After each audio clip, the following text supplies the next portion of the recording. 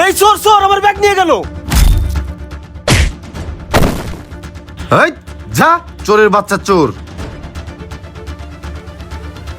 এই নেন আপনার ব্যাগ। বাবা তুমি এই ব্যাগ পাইলা কোথায়? এক ছিনতাইকারী দেখলাম নিয়ে দৌড় দিছে, পরে ওর কাছ থেকে রাইখা দিছি আমি। তুমি জানো এই ব্যাগে কি আছে? কি আর থাকবো, জরুরি কোনো কাগজপত্র মনে হয়। 5 লাখ টাকা আছে, আমি ব্যাংকে যাইতেছিলাম। তুমি আমার যে বড় উপকার করলো বাবা। দাঁড়াও বাবা, এই 500 টাকা নেও বাবা। ধরেন, আমার টাকা লাগবো না। যদি উপকার করতে হয় তাহলে একটা উপকার করেন, আমি কোথাও রুম খুঁজে পাইতাছি না, পারলে একটা রুম ভাড়া নিয়ে দেন। তোমার রুম লাগবে? এই গলির মাথায় একটা চার দোকান আছে, ওখানে যাই কবা বাদশা মিয়ার বাড়ি কোনটা। ওই দোকানদাররা সবাই আমার চেনে। তুমি ওখানে যাই 10টা মিনিট বসো, আমি ব্যাংকে টাকাটা জমা দিয়েই চলে আইতেছি। আচ্ছা ঠিক আছে, আমি যাইতাছি। আচ্ছা যাও যাও। ও বাবা তুমি আছো?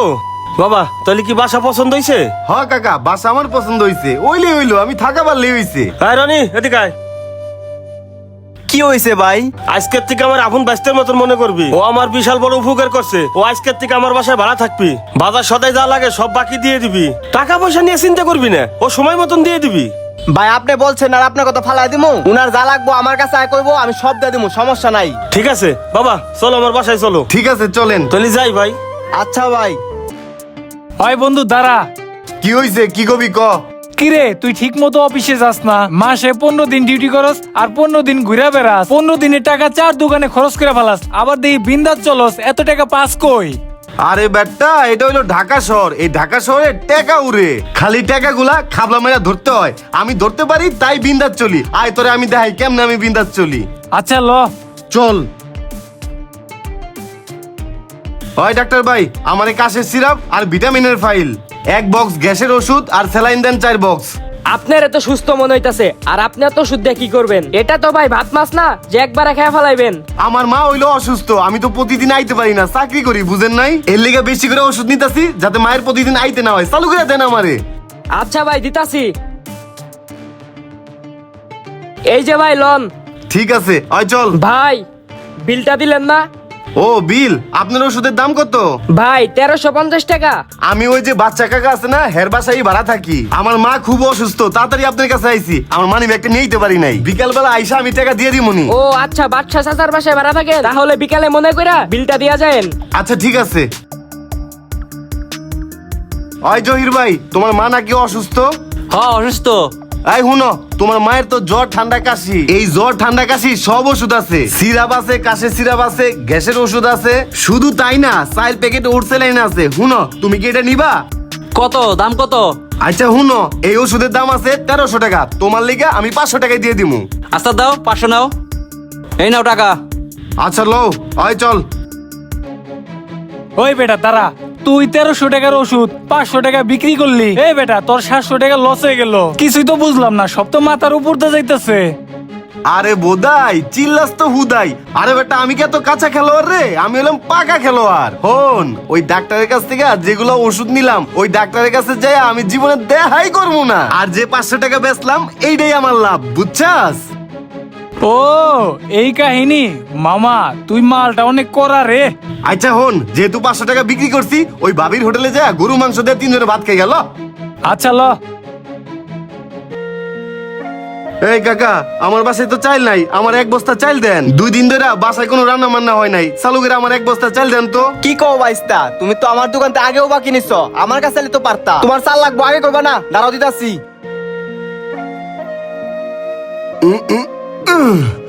ও কাকা, আমারে 3 লিটার একটা সোয়াবিন তেল দেন। তেলও লাগবো? আচ্ছা দিতাছি। এই নাও। ঠিক আছে কাকা, আমি যাই। তাড়াতাড়ি কাইটা বুড়ি। কাকা এই লোকটা যে বাকি দিতেছেন, এই লোকটারে তো কোনদিন এলাকায় দেখি নাই। পরে যদি টাকা না দিয়া পলায় জায়গা। তুই চিনস না তাই কি হইছে? আমি চিনি না? হ্যাঁ, কার বারোটিয়া জানস? বাদশা মিয়ার বারোটিয়া। টাকা নেওয়া চিন্তা নাই, ঠিক সময় দিয়া দিব। আর এই যে বাকি লেহি, আমি একটু বেশি লেই, বুঝো নাই? আমার টাকা হে। আচ্ছা কাকা, যেটা ভালো মনে করেন। 1 বস্তা চাইলো নিলাম, তেলও নিলাম। পড়ে গেছে রে। যাই, এগুলা সিস্টেম মতো জায়গা মতো যায় বেচা দিয়ে হি। ওই ভাই, আমার কিছু কাঁচা বাজার লাগতো, কাঁচা বাজার দেন। কাঁচা বাজার কি কি নিবেন? ওই যে টমেটো 2 কেজি, ঝিঙ্গা 3 কেজি, আর ওই যে বটবটি আছে ওগুলাও দিয়ে দেন, মিষ্টি কুমড়াও দিয়ে দেন, কাঁচামরিচ সাথে দিয়ে দেন। আচ্ছা ভাই ঠিক আছে দিতাছি। এই লন ভাই 520 টাকা হয়েছে। আর ভাই আপনার আগেরই 6,500 টাকা বাকি আছে, টাকাটা দিলে একটু আমার ভালো হইতো। এই মিয়া, বললাম না বেতন পেলে দিমু, তোমার টাকা কি আমি মেরে দিয়ে চলে যেতেছি? ভাই আমারও তো এটা ব্যবসা আর পরিবার আছে, আমারও তো চলা লাগবো। এমন ভাবে কও মনে হয় তোমার টাকা পয়সা নিয়ে আমি পলাই গেতাছি গা। মাইসে লাখ লাখ টাকা পায় আমার কাছে, তাই আমার জিজ্ঞাসা করে না। আর তুমি 2-4 টাকা পাও, তাই তোমার 100 বার কৈফিয়ত দেওয়া লাগে। আচ্ছা বেতন পেলে দিয়ে যামুনি। বাদশা ভাইয়ের বাসায় ভাড়া থাকে, কিছু কইতেও পারি না। ভাই একটু মনে করে দিয়ে যায়েন। ঠিক আছে। ভাই খবর শুনছেন? ওই যে বাদশা মেয়ের বাড়িতে যে ভাড়া থাকতো, ও নাকি পালায়া গেছে। কি কোন ভাই, বাদশা মিয়ার বাড়িতে পালাইছে? হ্যাঁ তো বাদশা মিয়ার বাইস্তা আমার দোকানে চাল ডাল তেল যা লাগছে সব নিয়ে গেছে। 3 মাসে 22,000 টাকা বাকি করছে। আমার তো অনেক বড় সর্বনাশ হয়ে গেল। আরে ভাই আমারও দোকান থেকে কাঁচা বাজার নিয়ে গেছে 5-6 হাজার টাকার, 1 টাকাও দেয় নাই। কি কোন ভাই, এখন আর কি করার? ওই যে বাদশা মিয়া আছে না, চলেন আমরা হের কাছে যাই। আচ্ছা ভাই ঠিক আছে চলেন। চলেন। হই, বৃষ্টি আইতেছে, তাড়াতাড়ি গাঁথনি কাটবা শেষ কর। হ্যাঁ বস, চালু করতেছি। ওই বাদশা ভাই এদিকে আহেন। ভাই আপনার বাচ্চার জীবন ওই নাকি পালাইছে। আমার দোকানে যা লাগছে তাই বাকি নিছে, চাল ডাল তেল সব নিছে। 20,000 টাকা পর্যন্ত বাকি করছে। হ্যাঁ তো পালাইছে, হ্যাঁ টাকা দিব কেমনে? আপনি আমার টাকা দেন। চাচা ওই আপনার কথা বইলা আমার দোকানে 2 দিন পর পর যাইতো আর ওষুধ দিত। এ ওষুধ দাও ও ওষুধ দাও এরকম কইরা 6,000 টাকা বিল করছে। আমি যখন টাকা চাইতাম বলতো আমি বাচ্চা চাচার বাসায় থাকি, তোমারে বিকাল আইসা দিমুনি। বইলা বইলা 6,000 টাকা বিল করে ফেলাইছে। হ কাকা, আপনার পরিচয় দিয়ে আমার দোকান থেকে কাঁচা বাজার নিয়ে গেছে প্রায় 6-7 হাজার টাকা, এখন পর্যন্ত 1 টাকাও দেয় নাই। এখন কি করবো কোন তো? নুরু মিয়া, তোমরা আছো তোমাকে টাকা নিয়ে, তোমার নিচে 22,000, তোমার নিচে 7,000, তোমার ওষুধের নিচে 6,000। আমার যে কি সর্বনাশ করে গেছে তোরা জানিস? আমি 6 মাসের ঘর ভাড়া পাবো।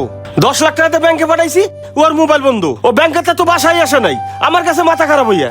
আর তোমরা আইছো, তোমাকে 2টা-5টা নিয়ে গেছে, হেডার বিচার নিয়েছো আমার কাছে। এখন এই কথা কোন কে? ওই লোকরা আমরা কখনো চিনতাম? আপনি তো পরিচয় করে দিছেন আপনার আপন বাইস্তার মতন। আমরা বিশ্বাস করে সবকিছু বাকি দিছি। কাকা ওরা ধরা খুব সহজ। আপনি যে ওরা বাসা ভাড়া দিছেন ওই সময় আর ভোটার আইডি কার্ড রেখে দেন নাই। ভোটার আইডি কার্ড থাকলে ওরা ধরা যাইবো। বাবা রে, ওরা তো আমি বিশ্বাস করছিলাম, কারণ নিজের পোলার মতন বিশ্বাস করছিলাম। কারণটা কি শোনো, এক ছিনতাইকারী আমার কাছ থেকে 5 লাখ টাকা নিয়ে গেছিল, এই টাকাটাও আমার ফেরত দিছিল। হেন থেকে ওরা আমি পোলার মতন বিশ্বাস করি। আপনি একটা অচেনা মানুষের ভাড়া দিয়ে দিচ্ছেন। হ্যাঁ যদি খুন খারাপি করতো তখন তো আপনি ঝামেলা মানতে পড়তেন। এর জন্য বাসা ভাড়া দেওয়ার আগে ভোটার আইডি কার্ড এবং ছবি রাখা লাগে, যাতে পরবর্তীতে কোনো সমস্যা না হয়। আরে বাবা তুই ঠিকই কইছস, এখন থেকে রুম ভাড়া দিলি ভোটার আইডি কাটমাট এইগুলো রাখতে হবে।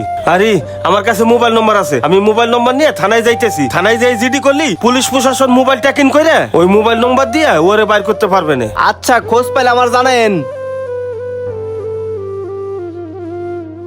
গাইস, বর্তমান সময়ে দিন দিন অনাকাঙ্ক্ষিত ঘটনা ক্রমশ বেড়েই চলেছে। ঢাকা শহরে অনেক বাড়িওয়ালাই আছে যারা টাকার জন্য ভাড়া তো দেয় ঠিকই, কিন্তু নিরাপত্তার কথা একবারও ভাবে না। তাই পরিচয়পত্র ছাড়া কখনোই ভাড়া দিবেন না। আজকের ভিডিও এই পর্যন্তই। ভিডিও ভালো লাগলে অবশ্যই লাইক কমেন্টের পাশাপাশি একটি করে শেয়ার করবেন প্লিজ। Thank you.